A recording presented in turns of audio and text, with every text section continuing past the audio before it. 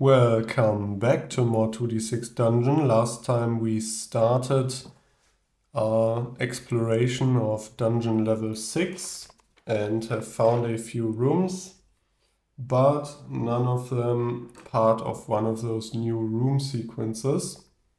The only sequence we found is a sequence of 4 corridors here, and then we did some more rooms. Some interesting ones at that. We did the crypt, we did the vestry, so 2 large rooms, had a small room, did quite a few offerings, and also liberated 2 prisoners, but hadn't really had to fight yet. We did fight 2 ghosts, and that did take us down by 10 HP, but was not an enormous fight, let's say. But now I said we were gonna continue on from the crypt, I believe. Although I'm almost tempted to look here first. I think I'll do that first in that little, through the corridor there. See what we find. A 6x2, which will be way shrunk down, I think. Yeah, so that'll only be a 3x2 because there's not a lot of space there. Or I'll flip it. I think I'll just flip the room. That's something I've done sometimes now. And it has 1 door leading off from it. Let's have that going there.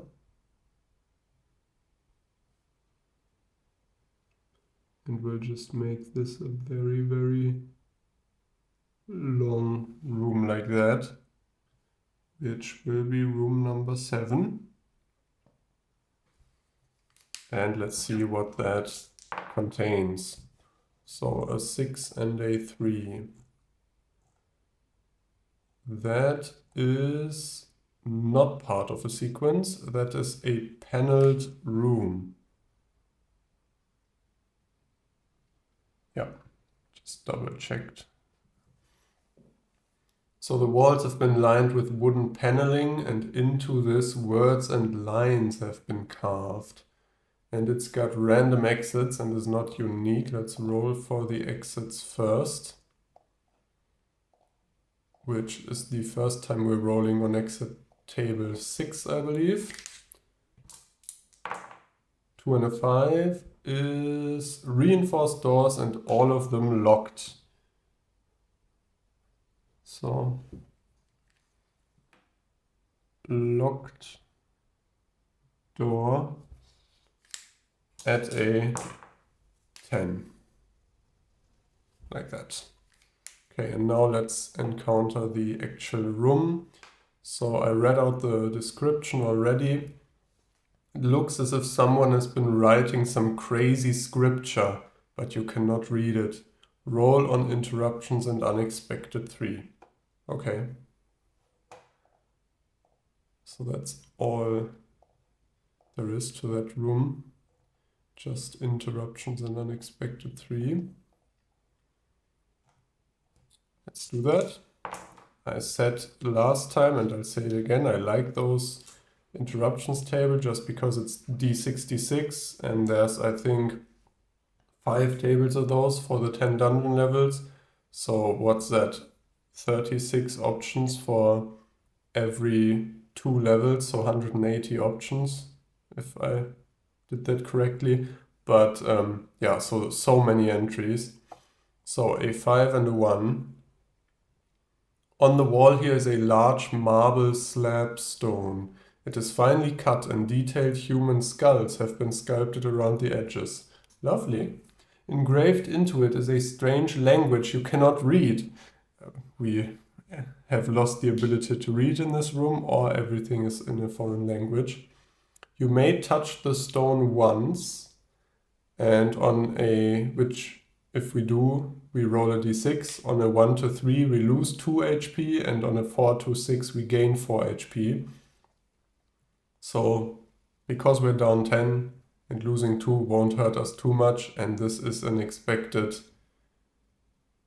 gain, I think, with be stupid not to try. But we lose 2 HP. Okay, so this is very ominous, this whole room. A lot of stuff that's not readable. But I guess we'll have to continue on.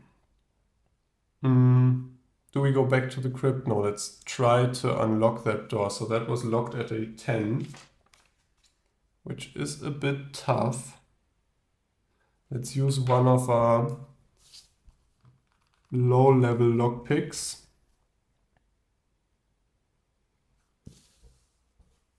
Which will give us a +1 together with our precision is +5. And that's a 6 plus 5 is an 11. So we'll make our way through there.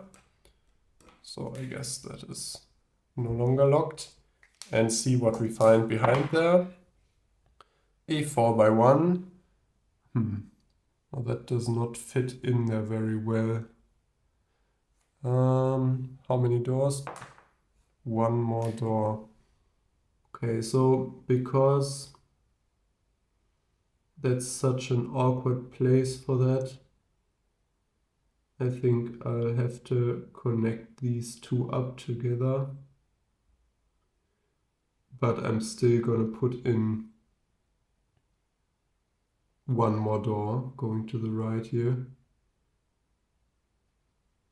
Although actually that's on the same wall as that one. I don't think that's allowed. Well, it happened. Okay, that's that. Let's just have it like that and that's fine. We've already got a lot of dead space on this level. So let's go through there to the right, see what we find. 5x5, which is a re-roll into a 6 and a 4. So that's huge. That's an 11x9. Wow, okay. Give me a quick second. Let's roll for doors first. 2 doors. Yep, so I've put in one of the doors connecting to the crypt and the other one going upwards, and I've made the whole room into a long, snaky tunnel or corridor. Now we have not rolled on the large rooms table for the room yet, so if this now says it's a wide open hall or a huge cathedral, that's gonna be a bit annoying now that I've determined the shape already, but let's just hope it's something that at least half fits that shape. So large rooms, 2d6. That is a 4, which is a harborage, which has wooden doors and is not unique. Wooden door there, wooden door there. Harborage. This room has some armchairs in a corner and a large hemp rug. A red guard rises from one of the chairs and attacks, and if you survive, roll on CT3. Red guard. Now we fought one of those last time, and I don't think it was a great fight for us. Yeah, so 32 HP. That's already quite chunky. And he did some damage as well, I believe. Let's have a look at this. I don't remember exactly. My camera doesn't remember how to focus either. Ah, like that. Okay. So plate armor on primary 2s, 3s, and 5s. So once again, both are swooping spin and violent cleave do 2 damage less, but the sharp pummel stays strong. Now a 3 and a 6 we can not block. That's again that primary 3. Okay, so either this is because we keep fighting the same enemies, or because actually that's just a very common primary die for the enemies to have. Now the other one, the quick slash, we can use our gauntlets against, or our scale jacket actually. So that's just d3 damage, but the sword thrust will be d6 plus 1, which is not great. Okay. Now do we use, I'll pop the little helper back in. Do we use our scroll here, our paralysis scroll? That would give us 3 free swings. Because this is just a level 4 enemy, now I do think using it on him would probably help a lot. That much is obvious, but thinking about the fact we're on level 6 and this is just a level 4 enemy, meaning there's a good chance we might fight at least one level 6 enemy on this floor in the future, maybe a patrol or some sort of mini-boss-ish enemy. I think I want to save that scroll because there's a good chance of even stronger enemies here, though it would be sweet for this fight as well. And also we have not returned to town yet on this floor, so we do have one sort of free heal still at our disposal if it's looking dicey after this. Yeah, I think I've convinced myself to just attack him. 2 and a 1, I think we rolled that last time maybe, or 1 and a 2, I'm not sure. So that'll just be the swooping spin with d6 plus 5 minus a 2 because of the interrupt. So d6 plus 3, let's hope for not a 1 this time. Okay, 5, so that'll be 8 damage. Just a quarter of his HP already gone. Have him attack us. 4 and a 2, now that seems good for us. Yep, he can't do anything with that. Sweet, okay. Let's attack again. Double 5. Now that's deep down here into sharp pummel territory. So let's do that. D6 plus 7. And that's a 6, so 13 damage. That is sweet. Okay, so he's only got 11 left. Not bad. Have him attack us. 4 and a 3. Now again, that seems with this 2 shift. So that can't be the quick slash. Definitely not. And the sword thrust. No, it can't be the sword thrust. Okay, so none of those hit. Let's attack again. So this is basically like we used the paralysis scroll right now. We got 3 free attacks. That's another double 5, so another sharp pummel. D6 plus 7 again. Come on, at least a 4. Ah! Of course. Okay, so that's 10 damage. Leaving him at 1 HP. Okay, so he'll get another chance at hitting us. 3 and a 5. Now that is a definite sword thrust for d6 plus 1, which our armor does not protect against. Let's just hope for a low roll here. Nope. Okay, so 6 damage. Considering how much we took against him last time, I think that's completely fine. I strongly believe we will now kill him, but we'll still have to roll to see if it's a double 1, but that's another sharp pummel. Yeah, so that's another 12 damage, so overkill. That's him gone. Okay, so the red guard. We roll on pouch table 2 and we gain 160 XP. Let's see if the XP section of my character sheet gives up now, or if I can do this once more.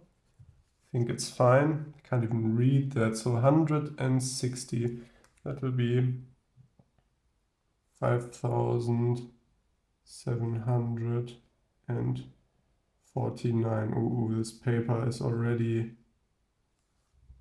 Okay, it says is about to die, I believe. Can't even write on that properly anymore. Well, we'll worry about that when it happens. That's the best way of dealing with that kind of thing, right? Okay. And we roll on pouch table 2, which again, that's at least another pouch for us.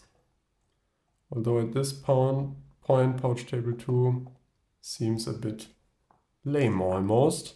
So 2d6, at least that's a high roll, 9. Wrapped in a piece of cloth inside are some Maleko leaves and Ilias petals. Very nice. So we'll take some of those. I'll have to quickly grab them here. So Maleko leaves, Ilias petals. And in a piece of cloth again. Okay, so I think I've just been ignoring the cloth so far. Or I've just gotten unlucky, but I think probably I just wasn't noting those down and actually realizing we could use those for inventive usage or even just as bandages. So let's put down the pouch, put down the piece of cloth, and be done with that. Now I still need to roll for the room, which I think was chess table 3, if I remember correctly. Yep. Which that is the one I am more excited about. That's where we got the piece of armor last time, but we had the modifier there. Okay, so that's just an 8, but that's fine. The chest contains 2 empty potion vials, some Zomaris leaves, Ilias petals, and some cabbage leaves. Okay, so potion vials, I guess. It's vial. 2 of those. Then we are getting, I think, some Ilias petals, it said, right? And some Zomaris leaves. And some cabbage leaves.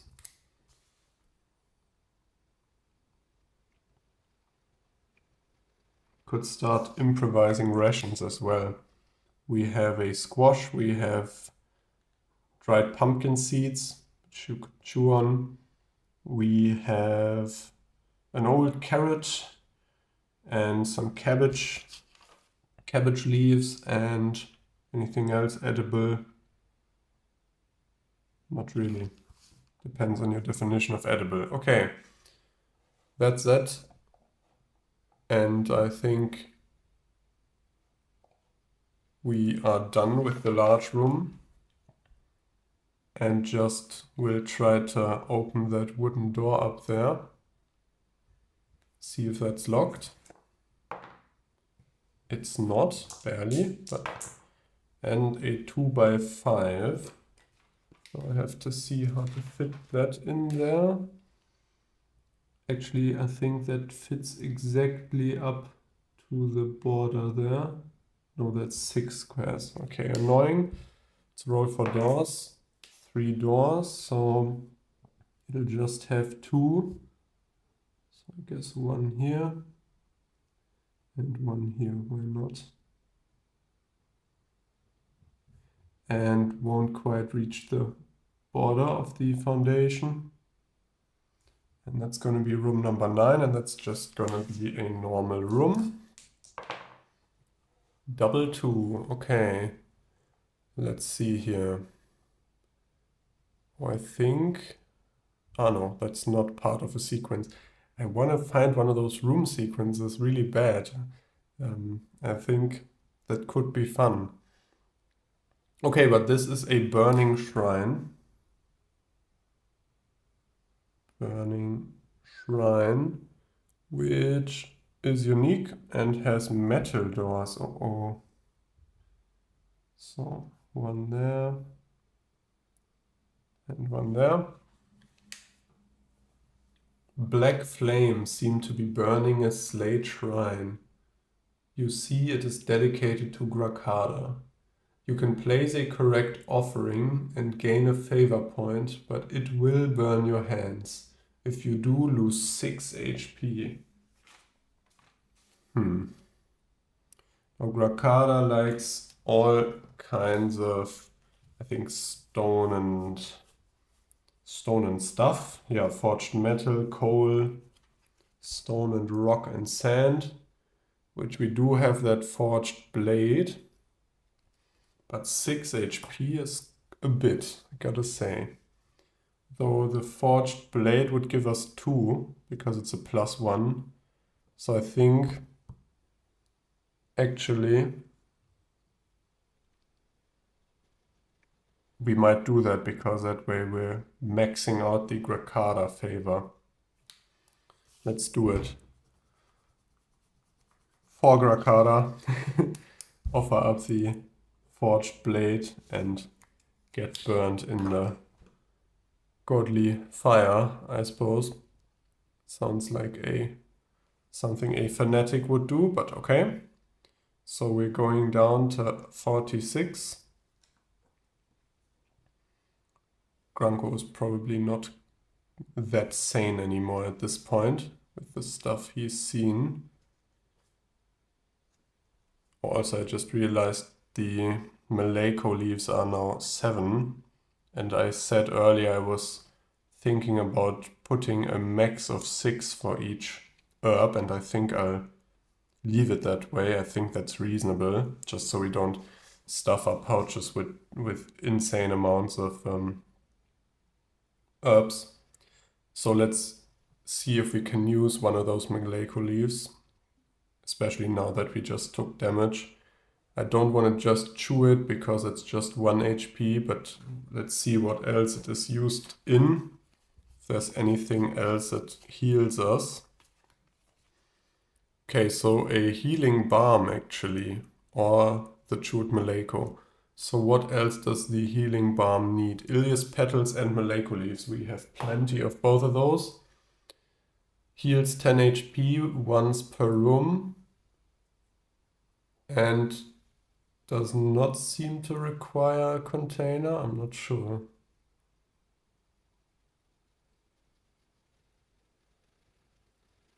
Huh. Okay. Let's just make a few doses of those. So I'll say we'll use 2 doses of Maleko and 2 doses of Ilias petals and make 2 instances sort of healing balm. And note that down. So that'll be 2d3. Oh, and that's a 3 and a 2. So 5 doses. That's actually quite a lot. Let's put that down in the pouch here. Healing balm times 4, let's say. Because I'll use one of those immediately to soothe the burns on my hands. Nice healing balm on there. Seems reasonable. Okay. Good stuff. And that way we also have a bit more space for Maleko in our pouch. Yeah, I forgot that then when we got those. And again, I think we'll get a few XP for that. I keep forgetting. Every time you make a herbal remedy, apart from Chewed Maleko, you gain 5 XP per adventure level. So I guess that's 35 for the first one and 35 for the second one, I'm assuming, which would mean 70. And that puts us at 5,819. Just still way off the next level up. Gotta say, this has really slowed down. But yeah, as I said, I think our fast progress through the last few levels and the extra armor and so on was the shift from early to mid game, and now it'll be a while before we can buy our next piece of armor or level up again for sort of end game, I'm assuming. That's just the feeling I'm getting here. Okay, so that is our herbalism done. We've got the healing balm, we've done the burning shrine. It's got metal doors, which is annoying. Let's see. Let's maybe look into that corner, see if the door is open, which it's not. not by a mile, but it's only locked at a 6. Let's try to unlock it. Again, we have +4 precision, so we can't fail that basically. I think if we roll a double 1, I'll say it's just an insta-fail, so at least we're not completely safe, but in this case, this seems like it's a door that gave us a lot of struggle, but we just managed to open it because it's a 7. Okay, so let's go through there, see what the room holds.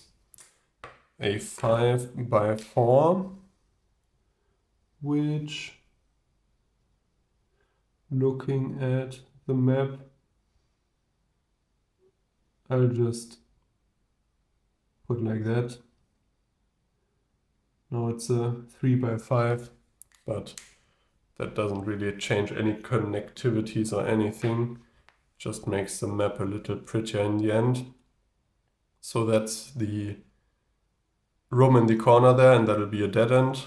No need to roll for doors. Let's roll for the room. Another double 6. I think we rolled that before for the room.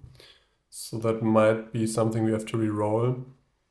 No, we don't. So that was the drying room. And that is not unique. So this is another drying room, which was, just to refresh our memories, hanging here are at least 30 animal hides. Blood covers the floor. They are too wet and heavy to take. You find a workbench upon which is a sharp knife and a bowl of water with a cloth. And then we roll on interruptions and unexpected 3. Let's take another bit of water from the bowl into that second bottle we have. And why not the cloth? I don't know. Let's just take it. Now I have the feeling I have too many pieces of cloth. Just can't be satisfied, I guess. Okay, so roll on interruptions and unexpected 3, which last time was quite interesting. We got that trap quest, which we have to remember, but we haven't found a trap yet. Maybe this will be one. Well, let's see. 4 and a 3, which is there. So there is a relief of Nevasator as a blind man carved into the wall here. He has his eyes gouged out, his mouth agape, and hand outstretched. You can place a correct small offering to Nevasator in his hand and gain 1 favor point. Interesting, sounds creepy as well. So he does like sticks, cloth, hemp, and rope. Now I don't know if small offering refers to the size of the item or to the sort of quality of the offering, because these all sound like small items to me. Except for rope, I think rope is a large item. Because we do have a glass orb. I don't know how big that is. I noted it down as a small item, which he likes and we could offer. But we might, because I'm not sure on that, let's offer up one of our pieces of cloth instead, since we just got it. Probably was his and he lost it and was reaching out for it. The relief, just like that. Another favor point, and I think that's the whole room entry. Yep. So let's try the other metal door. That is locked as well. And that's locked at a 10, which is quite hefty. Yeah, let's use a lockpick +1.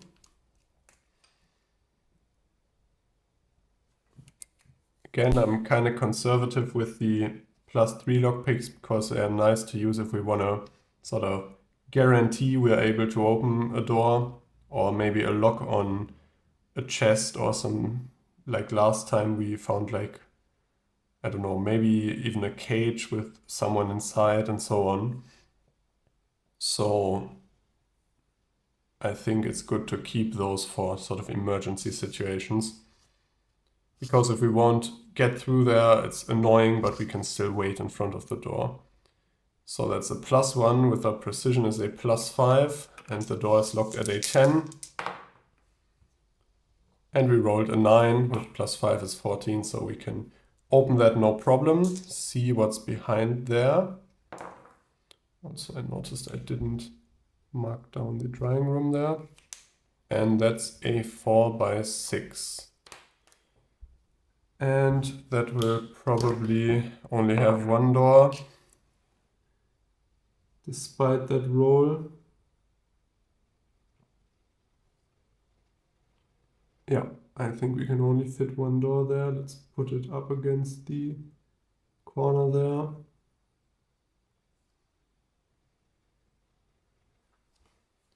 Put in the room, and let's roll for that room. So a 5 and a 4. And it's just on the normal room table. That's a cartography chamber. And that's unique. That sounds interesting. Cartography chamber. Doesn't sound like somewhere where you'd encounter enemies, but on a large table here is a map of Corradine, which is, by the way, the setting, the world that 2d6 dungeon is played in. I think I didn't even read out the sort of base lore for the game in the first episode. I just started playing. Yeah, but so that's the world where Granko lives in. So on the table here is a map of Corradine. It is imprecise, but is clearly used to plan raids. And an old Fang pillarist is poring over it with a steel tool, but he then notices you and attacks. Uh-oh. I have no idea what that enemy name was. And it's got reinforced doors. An old Fang pillarist. Is that our first level 6 enemy? It might be.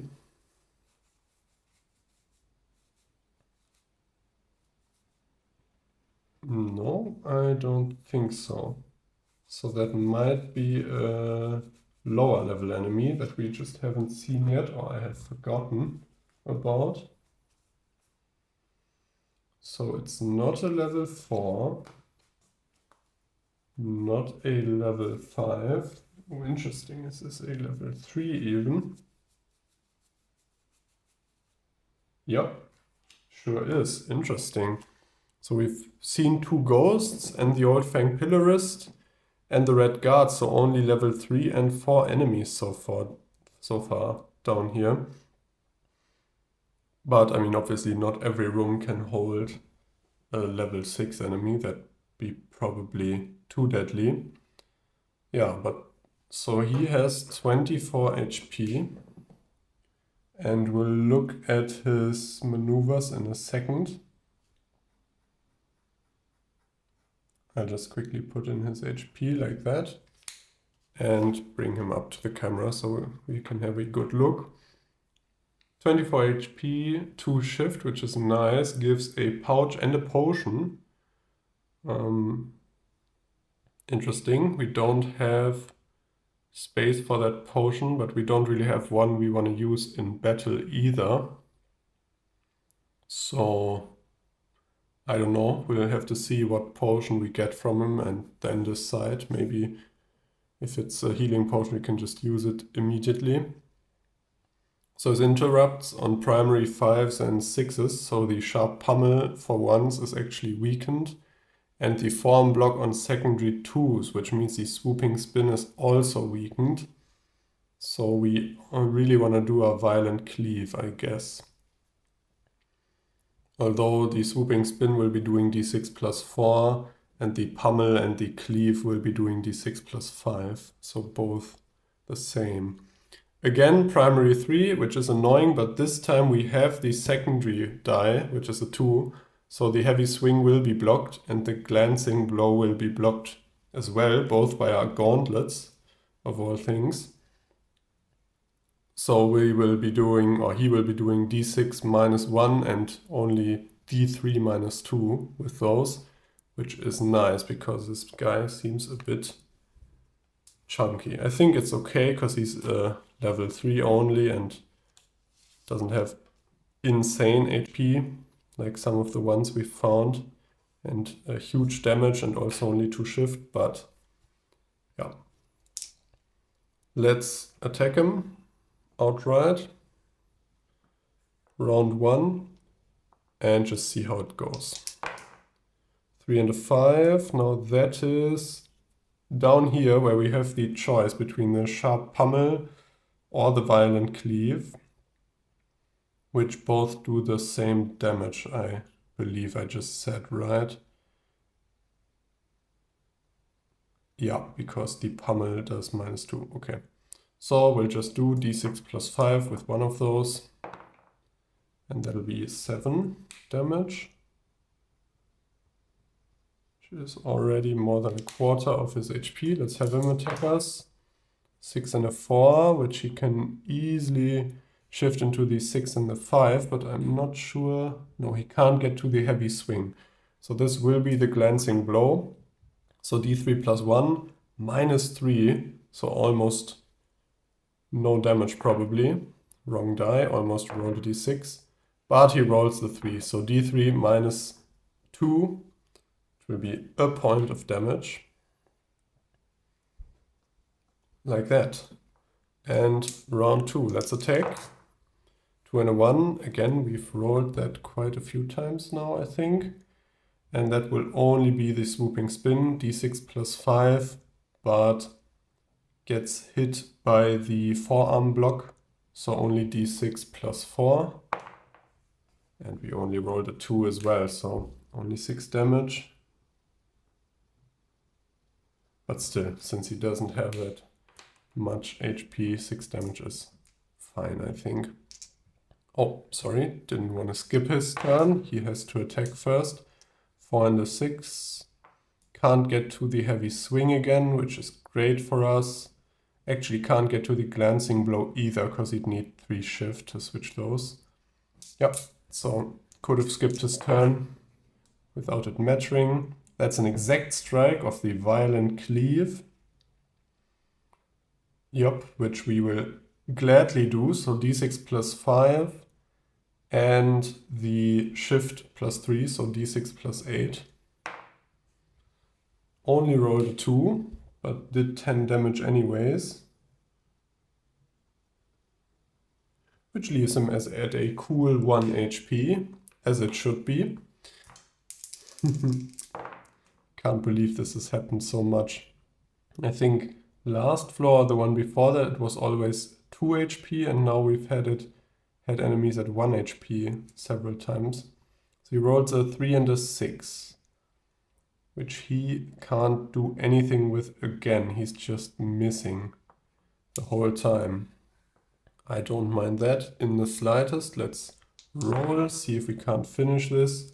3 and a 2, that's another exact strike of the swooping spin this time, which is hit by his forearm block, so d6 plus 4 plus our 3 shift is d6 plus 7. Will we be able to roll a 1 with d6 plus 7? I think we will. Was about a roughly 100% chance of that happening or working out. So, like that, we've just killed him without getting hit at all. Yeah, so when I read that name, because I didn't remember if we fought him before, or maybe we haven't, I thought this was going to be some spicy combat against some strong enemy, but that was quite calm actually. So 95 XP should put us at 5,914. And we roll on pouch table 2 plus 1 and on that potion table. Let's start with the pouch table. Pouch table 2 is 2d6 plus 1. So that's a 10. There are some loose coins. 2 d6 gold coins, and a random gem, which you roll a d3 for the kind of gem. Can be a medium quality sapphire, garnet, or ruby. Let's roll the 2 d6 gold coins first. 8 gold coins. It's been a while since we've gotten gold coins, so I'm not complaining about that. And the random gem, let's roll the d3. And that's a 3, so a medium quality ruby, which I think is worth quite a bit. Perfect. Okay, so a bit of money there. Then potions 2, which I'll have to have a look for again. Give me a quick second. It's been a while since we rolled on a potion table, so just a d6. A 1. Potions 2, a 1 is a potion of extra healing. Oh, those are the ones we already have there. So we could just drink that. Now that would only heal us for 15 instead of 30. But that way we'd be able to keep the gain health. I'm about to throw away the resist magic without ever having used it and just having carried it here since I think maybe level 2 even. I'm not sure when we got it. Yeah, let's do that. But we have so much healing. No, okay, so this might not be optimal, but I think it's more fun. Let's just drink the potion, be glad we got healed up to full here. The one we just got. And keep the potions we have like that, because I do want to use the resist magic or the phasing at some point. I'm sure it will happen. Okay, but that's that.